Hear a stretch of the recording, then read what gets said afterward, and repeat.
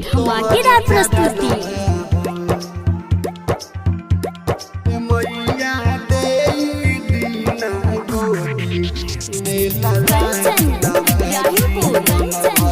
Mix by AG recording studio. रोबेले बजनिया ए मैया सुना बाया चढ़वा हो कि तना मारे गौआ या घरवा हो ए मैया दे दीना गोदी मेला नवा जीवन भर पूजम तोहर चरणवा हो ए मैया दे दीना गोदी मेला नवा जीवन भर पूजम तोहर चरणवा हो रोबेले बजनिया ए मैया सुना बाया चढ़वा हो तना मारे गौआ या घरवा हो ए मैया दे दीना गोदी मेला नवा जीवन भर पूजम तोहर चरणवा।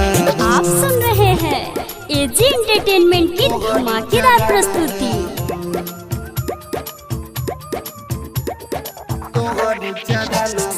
Kanchan Ibrahimpur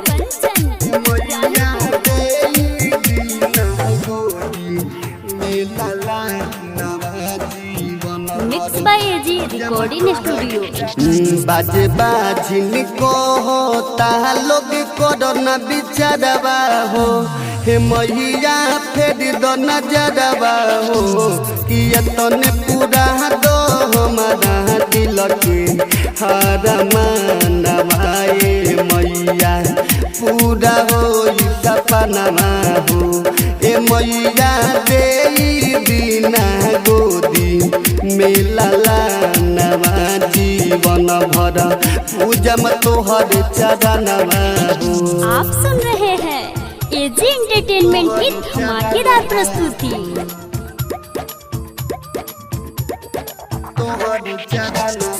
Kanchan Ibrahimpur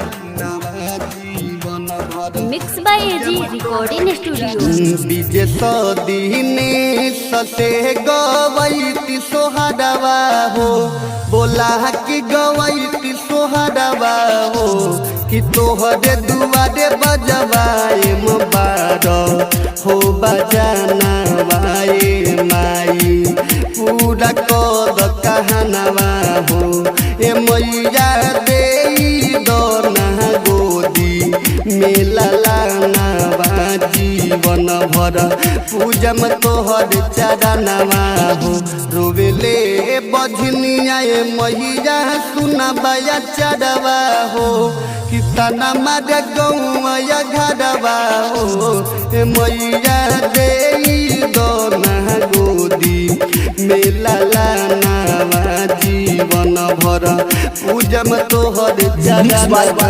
AG recording studio Roshanpur सपहा।